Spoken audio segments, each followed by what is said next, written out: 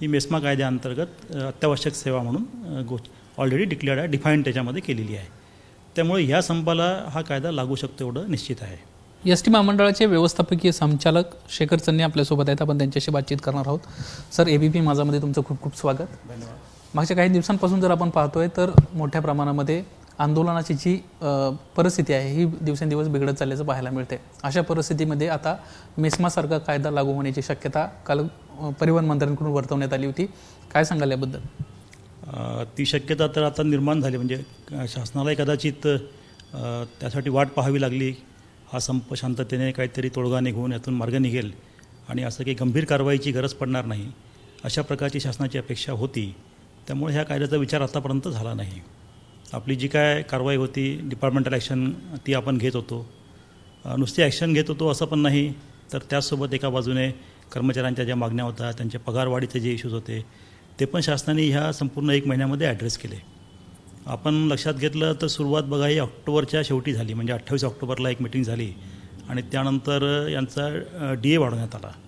जो आधी 12% होता तो एकदम 28% म्हणजे 16%ची वाढ एकाच वेळेस त्यात करण्यात आली. नंतर HRA हाऊस रेंट अलाउन्स जो आहे तो राज्य शासनाच्या कर्मचाऱ्यांप्रमाणे 8, 16 किंवा 24% असा करण्यात आला. त्यातूनही साधारणपणे 1,500 ते 2,000ची वाढ कर्मचाऱ्यांच्या पगारामध्ये त्यावेळेस झाली होती. आणि त्यावेळी जी कृती समिती अस्तित्वामध्ये होती त्या कृती समितीने तो संप मागे पण घेतला होता. त्यांच्या आव्हानाला प्रतिसाद चांगल्या प्रकारे मिळाला आणि मोठ्या प्रमाणात डेपो सुरू झाले त्या दिवशी. पण तो नंतर पुन्हा एक संप सुरू झाला आणि त्याच्यामध्ये हळूहळू एक डेपोमध्ये संख्या वाढत गेली आणि अशा प्रकारे आता 250 ही डेपो सध्या बंद झाले होते. त्यानंतर त्यावेळेस जे नेते या आंदोलनाचं नेतृत्व करत होते म्हणजे माननीय गोपीचंद पडळकर आमदार होते, नंतर सदाभाऊ खोत हे 2 नेते त्याचं नेतृत्व करत होते. त्यांच्याशी शासनाने चर्चा केली आणि जो एक पगार कमी आहे अशी एक भावना जी होती ती भावना दूर व्हावी म्हणून एक घसघशीत पगारवाढ शासनाने त्यावेळेस दिली. जो 12,080 रुपयाचा नवीन वाहन चालकाचा जो मूळ बेसिक पे आपण ज्याला म्हणतो तो आहे, त्याच्यामध्ये 5,000ची वाढ करून 17,080 रुपये त्याला केला. अशाच प्रकारे म्हणजे पहिला 1 ते 10 वर्षातले जे लोक आहेत त्यांना 5,000, पुढच्या 10 ते 20 वर्षातल्या लोकांना 4,000 आणि त्याच्या पुढच्या लोकांना 2,500 अशी मूळ वेतनामध्ये वाढ झाली. त्यासोबत मूळ वेतनामध्ये वाढ झाल्यामुळे काय होतं की त्याच्यावरचा मिळणारा DA, त्याच्यावरचा मिळणारा HRA आणि दरवर्षी मिळणारं वेतनवाढ आपण ज्याला इन्क्रिमेंट म्हणतो, या सगळ्यांमध्ये त्या प्रमाणामध्ये आपली वाढ होते. तर आपण जर लक्षात घेतलं की ऑक्टोबर महिन्यातली आपण वेतन चिठ्ठी पेस्लिप कोणाची बघितली कुठल्याही कर्मचाऱ्याची जो 1 ते 10 वर्षात लागलेला आहे त्याची, आणि त्याची आपण जर नोव्हेंबर पेड इन डिसेंबर आता जो 7 तारखेला आपण त्याचा पगार देऊ ह्याची जर आपण वेतन चिठ्ठी बघितली तर त्यामध्ये किमान तुम्हाला 9,000ची वाढ झालेली दिसून येईल. म्हणजे 2 महिन्यामध्ये कर्मचाऱ्यांचा पगार 9,000 रुपये वाढलेला आहे. आता मला वाटते की जर तुमचा आधी 15,000 असेल तर तो तुम्हाला 24,000पर्यंत जाईल. तर ही वेतनवाढ मिळाल्यानंतर संपाचं काय प्रयोजन आहे हे मला वाटतं थोडंसं कर्मचाऱ्यांनी समजून घेतलं पाहिजे आणि याचा एक विचार केला पाहिजे. आता असा प्रश्न येऊ शकतो की शासन आमची दिशाभूल करत आहे किंवा प्रशासन आमची दिशाभूल करत आहे, तर त्यांनी कोणावरही विश्वास ठेवू नये. त्यांचे जे सहकारी सध्या कामावर आहेत त्यांचं त्यांनी वेतन चिठ्ठी घ्यावी. 7 तारखेला वेतन होईलच, त्याची वेतन चिठ्ठी घ्यावी आणि त्याच कर्मचाऱ्याची सप्टेंबर पेड इन ऑक्टोबर याची वेतन चिठ्ठी घ्यावी आणि त्या वेतन चिठ्ठी त्यांनी स्वतःच पडताळून पाहाव्यात. त्यांच्या लक्षात येईल की कोणाची 8,000, कोणाची 9,000, कोणाची 9,500 अशा प्रकारची वेतनामध्ये वाढ झालेली आहे. आणि मग मला वाटतं आम्ही सांगण्याची किंवा कोणी इतरांनी सांगण्याची गरज उरणार नाही. त्यांनी संपावरून परत येण्याला एवढी पगारवाढ पुरेशी असावी असं एक आमची धारणा आहे. सातत्यानं असं म्हटलं जातं आहे की आम्हाला पगारवाढ नको, आम्हाला विलिनीकरण हवं आहे. जर विलिनीकरण झालं तर वेगवेगळ्या ज्या फॅसिलिटीज आहेत, मग तो 17% प्रवासी कर असेल किंवा डिझेलची बचत असेल, असे वेगवेगळे त्याच्यामध्ये गोष्टी देखील सांगण्यात येत आहेत. याबद्दल काय सत्यता आहे नेमकी, याबद्दल जरा थोडंसं स्पष्ट सांगा. विलिनीकरण कशासाठी हवं हा एक आपण लक्षात घेतलं पाहिजे. त्याच्यामागच्या 2 भावना दिसून येतात. एक तर पगार वाढ झाली पाहिजे आणि दुसरं जे काय वेतन आहे ते वेळेवरती मिळालं पाहिजे, त्याची हमी असली पाहिजे. हा जो निर्णय शासनाने घेतला त्यामध्ये दोन्ही गोष्टी केलेल्या आहेत. म्हणजे त्यांनी पगारवाढसुद्धा केलेली आहे आणि राज्य शासनाने हमी घेतली आहे की प्रत्येक महिन्याच्या 7 तारखेला जे वेतन व्हायला पाहिजे ते वेतन त्यावेळेस होईल. म्हणजे विलिनीकरणामुळे ज्या 2 गोष्टी साध्य होऊ शकतात त्या दोन्ही गोष्टी साध्य झालेल्या आहेत. आता विलिनीकरणाची मागणी फेटाळली आहे का, तर ती फेटाळलेली नाही. त्यासाठी समिती स्थापना आहे, समितीचा त्याच्यामध्ये अहवाल येईल आणि ती समितीमध्ये जो अहवाल येईल त्याप्रमाणे त्या मागणीचाही योग्य तो विचार त्यावेळेस होणारच आहे. आता केवळ ती मागणी मान्य अजून झाली नाही म्हणून तोपर्यंत आपल्याला संपावर थांबायचा आहे का, हा एक विषय आहे ज्याचा प्रत्येकाने विचार केला पाहिजे. त्यामुळे दोघांचंही नुकसान आहे. एस टी महामंडळाचं नुकसान आहेच, कर्मचाऱ्यांचंसुद्धा वैयक्तिक नुकसान आहे, संपकरी आहे कर्मचारी त्यांचं. त्याचा विचार करून एवढं नुकसान करून घेण्याची आपल्याला आवश्यकता आहे का, हा एक मुद्दा. दुसरा जो आपण सांगितला की विलिनीकरणामुळे 17.5% प्रवासी कर असेल, 27% व्हॅट असेल, डिझेलवरचा जो कर आहे, अर्थात ह्या कराचा फायदा कर्मचाऱ्यांना होणार नाही आहे. आजही आपण प्रवासी कराबद्दल एक थोडासा गैरसमज आहेत की 17.5% कर सरकार घेते. संपूर्ण 17.5% कर सरकार घेत नाही. त्यातला 10% कर ते एस टी महामंडळाला परत करतात. आणि कर हे सरकारचंच उत्पन्न नसते, कर हे महामंडळाचं उत्पन्न नसते.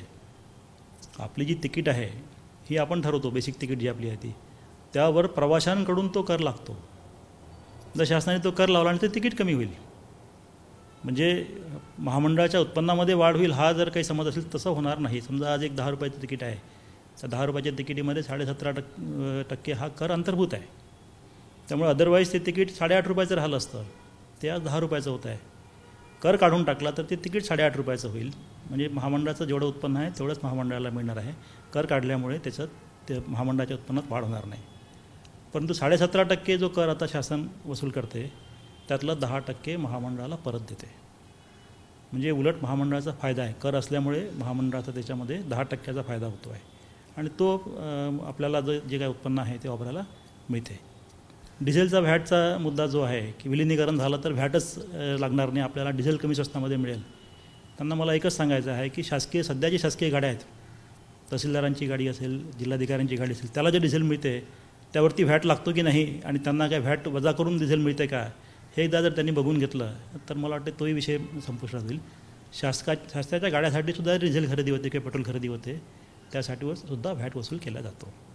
म्हणजे महामंडळाचं विलिनीकरण झाल्यामुळं व्हॅट आपल्याला लागणार नाही, हा सुद्धा एक गैरसमजच आहे. सर, आणखीन एक महत्त्वाचा प्रश्न. आमची अशी माहिती आहे की मेस्मा कायदा लागू करण्यासंदर्भातली जी प्रक्रिया आहे ती आता सगळी पूर्णपणे झालेली आहे आणि राज्यामध्ये कोणत्याही क्षणी मेस्मा लागू शकतो. हे यामध्ये किती तथ्य आहे आणि जर लागला तर कशा पद्धतीची कारवाई असेल? माननीय परिवहन मंत्र्यांनी काल तसं सांगितलं की विचार त्याबद्दल होऊ शकतो. म्हणजे मेस्मा कायदा हा अत्यावश्यक सेवेसाठी असणारा कायदा आहे आणि आपली जी ट्रान्सपोर्ट सेवा आहे आणि मालवाहतुकीची सेवा आहे ही मेस्मा कायद्याअंतर्गत अत्यावश्यक सेवा म्हणून ऑलरेडी डिक्लेअर्ड आहे, डिफाईन त्याच्यामध्ये केलेली आहे. त्यामुळे ह्या संपाला हा कायदा लागू शकतो एवढं निश्चित आहे. आता तो लावायचा कधी लावायचा हा सर्वस्वी राज्य शासनाचा निर्णय असतो. म्हणजे राज्य शासन ज्यावेळेस तो निर्णय घेईल त्यावेळेस तो कायदा लागू शकतो. तो लावायचा की नाही हा मात्र महामंडळाचा निर्णय असू शकत नाही, तो शासनाचा निर्णय असतो. त्याच्यामध्ये नेमके प्रोव्हिजन काय आहेत, कशा पद्धतीची ही कारवाई असू शकेल? माझी अशी माहिती आहे की 1 वर्षापर्यंत कारावास देखील होऊ शकतो. याबाबत किती तथ्य आहे? खरं आहे. म्हणजे 1 वर्षापर्यंत कारावासाची तरतूद त्याच्यामध्ये आहे. जे संपकरी कर्मचारी असतात त्यांना अटक होऊ शकते. त्यामध्ये विना वॉरंटनी अटक करण्याची तरतूद आहे, पोलिसांना ते अधिकार प्राप्त होतात. या कर्मचाऱ्यांना संपावर जाण्यासाठी जे उद्युक्त करत असतात अशाही व्यक्तींना, जे कर्मचारी नसले तरी पण त्यांच्याविरुद्ध या कायद्याअंतर्गत कारवाई करता येऊ शकते. किंवा अशा संपाला, अशा आंदोलनाला जे आर्थिक मदत करत असतात अशाही लोकांविरुद्ध पोलिसांना त्यामध्ये कारवाई करता येते. आणि यातले जे ऑफेन्स आहेत ते नॉन बेलेबल आहे. म्हणजे हा थोडासा कडक प्रकारचा हा कायदा आहे आणि तो लागू केला तर मग पोलिसांना अशा प्रकारचे अधिकार प्राप्त होतात. सोशल मीडियामध्ये अशा पद्धतीची मोठ्या प्रमाणात चर्चा आहे की हा कायदा मुळात एस टी महामंडळाला लागू शकत नाही, कारण की एस टी महामंडळ हे खाजगी महामंडळ आहे, त्यामुळे इथं लागू होऊ शकत नाही, अत्यावश्यक सेवेत तुम्ही येत नाही. या संदर्भाचा एक RTI सध्या सोशल मीडियामध्ये प्रचंड व्हायरल आहे आणि त्याच्याच आधारे अशा पद्धतीचा आरोप होतोय. यामध्ये किती तथ्य आहे? नाही, जे एक पत्र RTI म्हणून एक सोशल मीडियावरती चालू आहे ते जून महिन्यातलं काहीतरी पत्र आहे. त्यात नमूद केलेला कायदा वेगळा आहे. तो 1955चा कायदा आहे.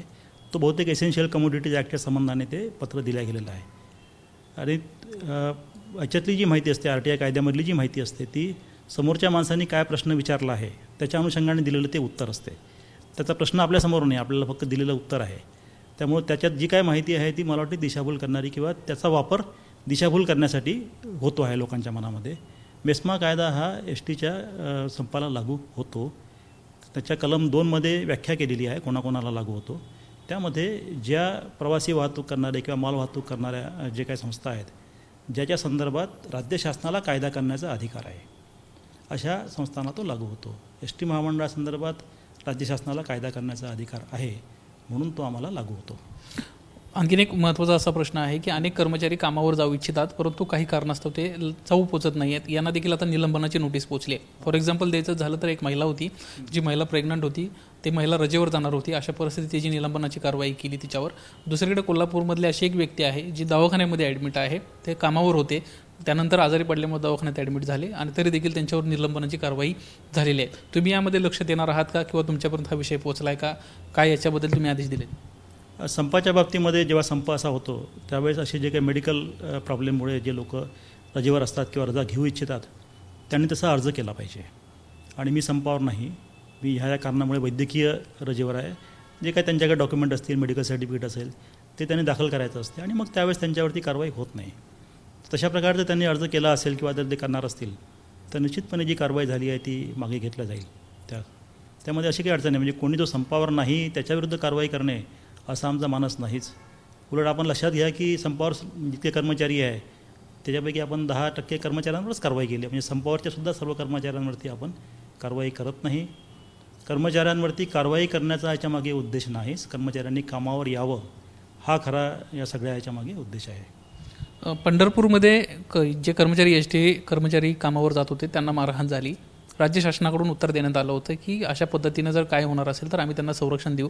मात्र पंढरपूरमधली ही घटना आहे, याला अपवाद आहे. तिथं कर्मचाऱ्यांना मारहाण झाली. आता भीतीचं वातावरण कर्मचाऱ्यांमध्ये आहेत.